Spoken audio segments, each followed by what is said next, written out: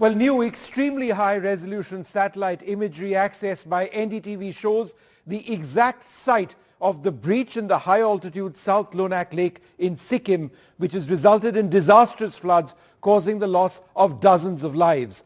Significantly, the images show exposed parts of the lake's banks, indicating that the water level has significantly dropped. There's also evidence of an avalanche which may increase pressure on the fragile glacial lake, may have resulted in more pressure, resulting in the lake breaching its banks. First, this is the South Lhonak Lake. It is located at an altitude of 17,100 feet in North Sikkim. This image just 1 day old. This is the latest Maxar satellite image. We will now do a deep dive into what this image shows. For starters, this is the exact area where there's been a breach in the glacial lake.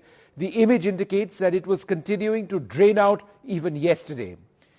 As a result of the lake flowing out, this area of the shoreline that you see is now completely exposed. Compared to earlier images of the area, this indicates considerably lower levels of water.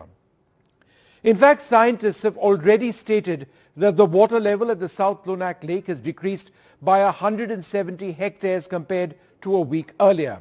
The images you just saw indicate, per ISRO, the Indian Space Research Organization, that there is now less than 60 hectares of water in the lake, and its release of this water which has caused massive damage downstream.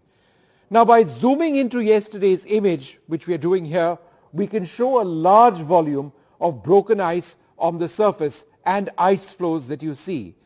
Was there pressure on the ice on the lake which prompted it to break? Again, we'll be focusing on that in a moment.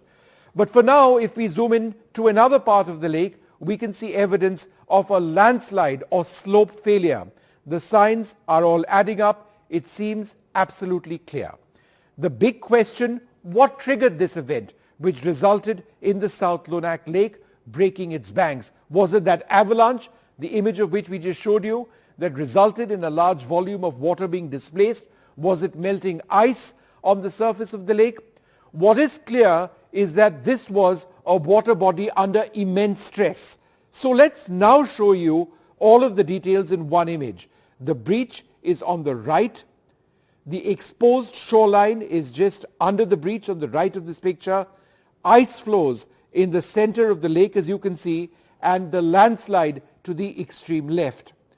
So this was an image from yesterday, the 6th of October. Let's now bring you an image of this lake from the 7th of February. The lake at that stage was entirely frozen, but there are crucial details which we can now show you. For starters, this is the lake on the 7th of February. It has significantly greater volume of water, entirely ice, as you can see, compared to the present situation. But if you zoom into the lake in February, you can actually see, and it's very clear in this image, fractured patterns on the ice all across the lake, indicating that this was a body under pressure. So now, if we compare the February 7th image, which is on the left-hand side of your screen, with the image of yesterday, the 6th of October, you can see how this fractured ice on the left has broken completely. There are ice flows in the image on the right, and water, as we've explained to you, continues to drain out of this lake consistently. Now, the dangers of glacial lakes breaching their banks is well known. There were warnings back even in 2001 with the Sikkim Human Development Report warning of a potential catastrophic impact of a glacial lake outburst. That has happened now with devastating consequences.